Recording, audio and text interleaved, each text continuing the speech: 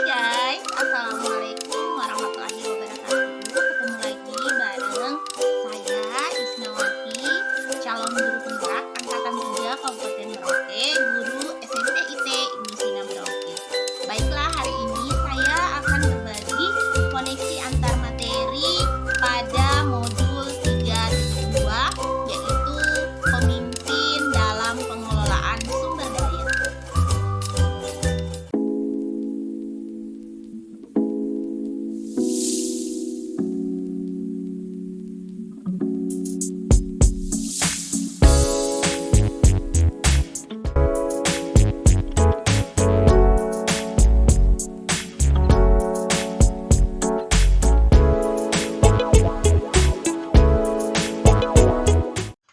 Dalam pengelolaan sumber daya yang dimiliki oleh sekolah, ada dua pendekatan yang dilakukan, yaitu yang pertama pendekatan berbasis kekurangan atau masalah yang biasa disebut dengan deficit based thinking, yang memusatkan perhatian kita pada hal yang mengganggu, apa yang kurang, dan apa yang tidak bekerja pada suatu komunitas. Dalam hal ini adalah sekolah.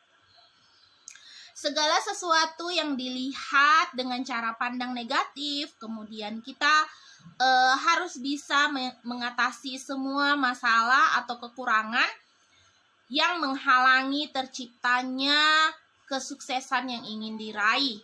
Semakin lama secara tidak sadar, kita menjadi seseorang yang terbiasa untuk merasa tidak nyaman dan curiga, dan ternyata dapat menjadikan kita buta terhadap potensi dan peluang yang ada di sekitar kita.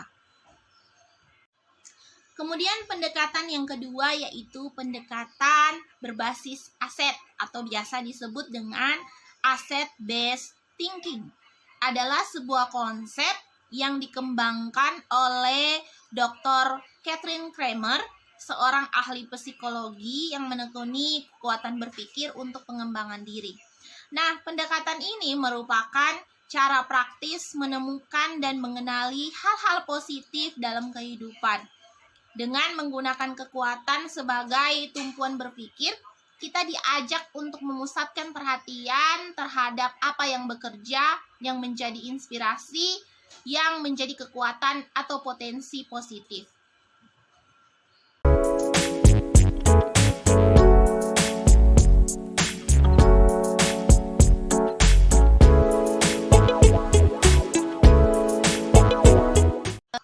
Menciptakan suatu hubungan yang selaras dan harmonis tadi, maka sekolah sebagai ekosistem pendidikan memiliki interaksi antar faktor biotik dan faktor abiotiknya.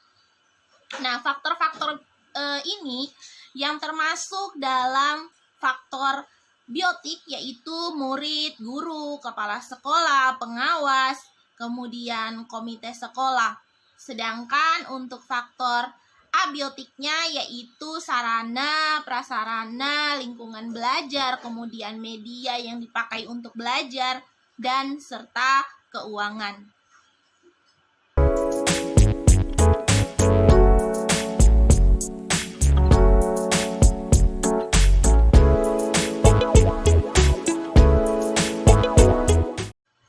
Suatu komunitas sekolah dikatakan mandiri jika mereka dapat menyelesaikan tantangan yang sedang dihadapinya dengan menggunakan kekuatan serta potensi yang ada pada diri mereka sendiri.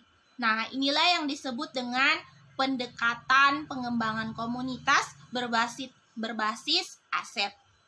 Pendekatan ini berfokus pada potensi aset atau sumber daya yang dimiliki oleh komunitas sendiri.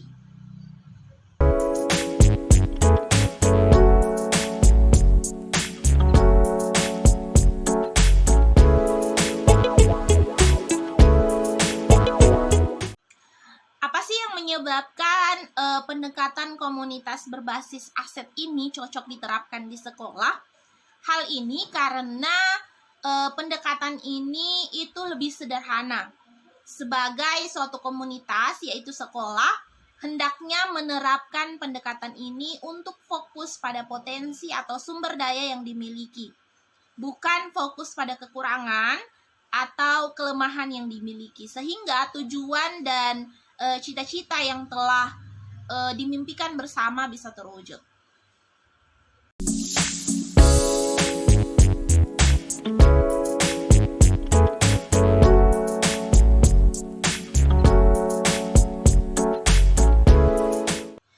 Menjadi seorang pemimpin pembelajaran harus mampu mengidentifikasi dan mengelola sumber daya untuk menjalankan program sekolah. Dan juga harus dapat menggunakan sumber daya yang ada di sekolah secara efektif agar dapat meningkatkan kualitas belajar serta menunjang keberhasilan tujuan dari pendidikan tersebut.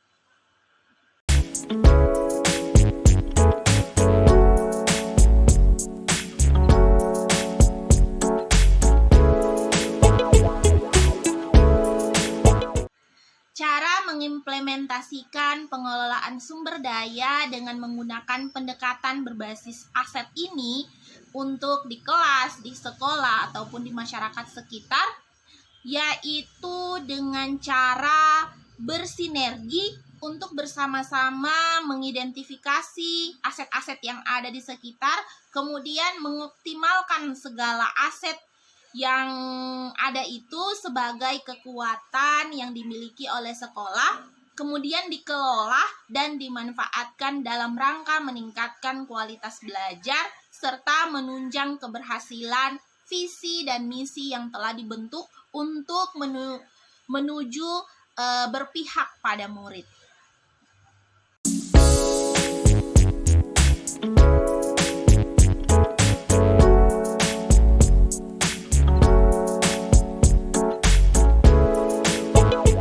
Nah, bagaimana untuk cara mengelolanya? Cara mengelolanya yaitu dengan fokus pada aset dan kekuatan, membayangkan masa depan, berpikir tentang kesuksesan yang telah diraih, dan kekuatan untuk mencapai kesuksesan tersebut. Kemudian mengorganisasikan kompetensi dan sumber daya itu yang merupakan aset dan kekuatan tadi, kemudian merancang sebuah rencana berdasarkan visi dan kekuatan untuk melaksanakan rencana aksi yang sudah diprogramkan. Sehingga aset-aset tersebut itu tidak terbuang percuma karena benar-benar terorganisir dengan baik.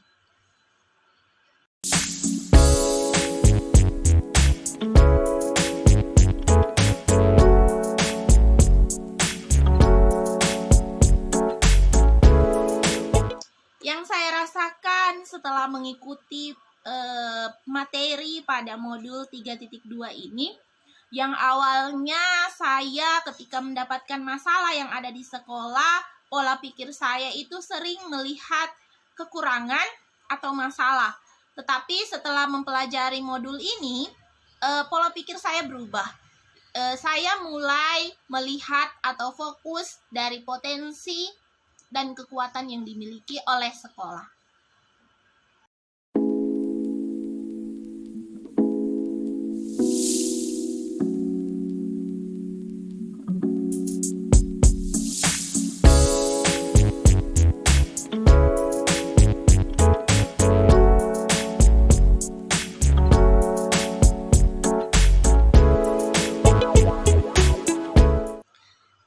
Nah, apa sih hubungannya dengan materi sebelumnya?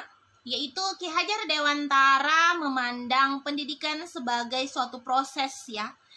Menurut Ki Hajar Dewantara, itu pendidikan untuk menuntun segala kodrat yang dimiliki oleh anak, sehingga anak itu bisa menjadi dirinya sendiri, dan kita sebagai pendidik hanya menuntun. Nah, karena menurut beliau setiap anak itu adalah makhluk manusia dan benda hidup yang hidup dan bertumbuh menurut kodratnya sendiri. Karenanya sebagai seorang pendidik, kita hanyalah sebagai pamong dalam pembelajaran yang bisa menjadi teladan, pendorong, dan penyemangat bagi anak didik kita. seorang pemimpin harus mampu mengelola seluruh aset yang dimiliki sekolah, yaitu mulai dari modal manusia, baik itu guru maupun murid. Seorang pemimpin harus bisa mendorong para guru melaksanakan pembelajaran yang berpihak kepada murid, sehingga murid dapat berkembang sesuai kodratnya.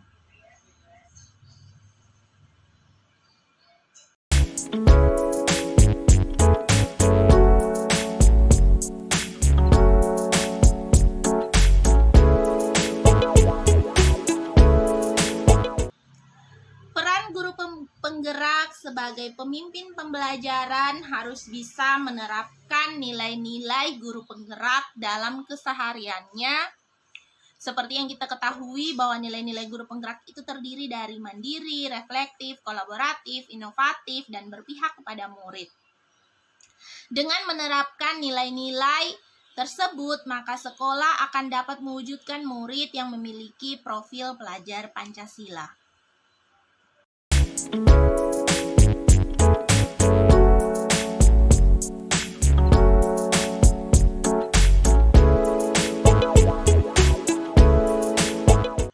Sebagai pemimpin, haruslah bisa menyusun visi dan misi yang berpihak kepada murid sebagai aset utama yang ada di sekolah. Seorang pemimpin akan dapat melakukan perubahan, menjadikan sekolah berbasis sumber daya yang mampu menggerakkan seluruh warga sekolah untuk melakukan perubahan yang tentunya akan berdampak pada peningkatan kualitas pembelajaran yang ada di sekolah tersebut. Nah, visi misi yang tadinya disusun dengan sebaik-baiknya yang tentunya berpihak kepada murid dengan menggunakan pendekatan berbasis aset ini, visi tersebut bisa terkelola dengan baik dan bisa akan mencapai visi tersebut dengan mudah dengan menggunakan kekuatan yang dimiliki oleh sekolah.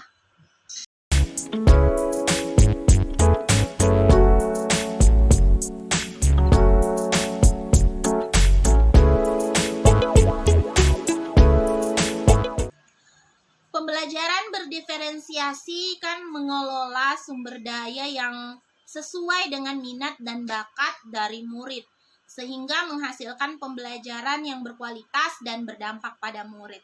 Sehingga hubungannya dengan pendekatan berbasis aset tadi, kita benar-benar mengelola sumber daya murid yang di sini sebagai modal manusia untuk bekerja atau melakukan segala sesuatu sesuai minat dan bakat yang dimiliki oleh masing-masing dari murid tersebut.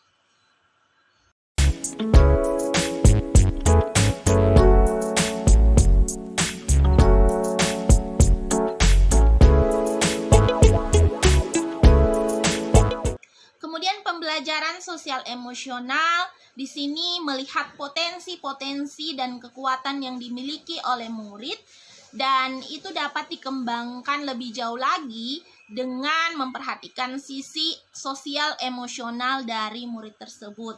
Sehingga ketika pelaksanaan pembelajaran, kemudian ketika mereka melakukan hal-hal yang sesuai minat dan bakat serta kekuatan yang mereka miliki, menjadi lebih semangat dan bisa menunjukkan kekuatan-kekuatan tersebut menjadi aset buat sekolah.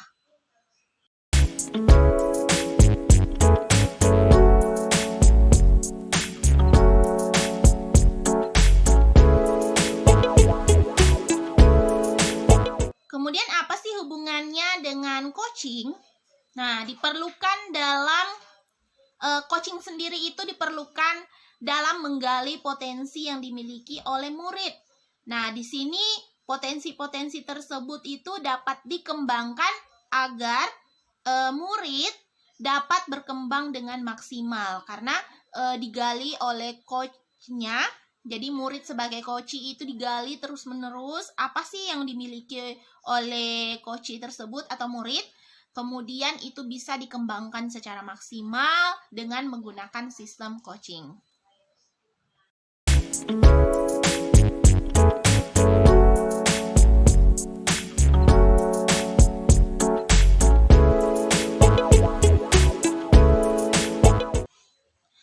Kemudian hubungan dengan pengambilan keputusan sebagai pemimpin pembelajaran.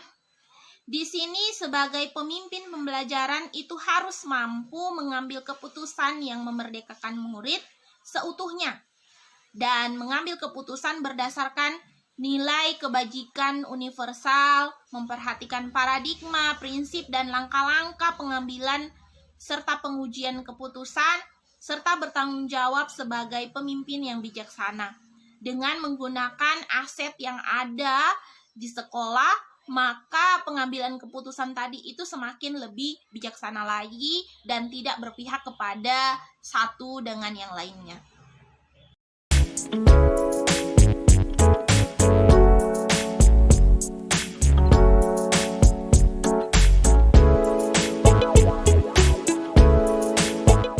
Nah, dari materi 3.2 ini tentang pemimpin dalam pengelolaan sumber daya, saya telah menemukan hal-hal baru yang tidak saya ketahui dan pahami sebelumnya dalam upaya mengoptimalkan pemanfaatan sumber daya yang ada di sekolah.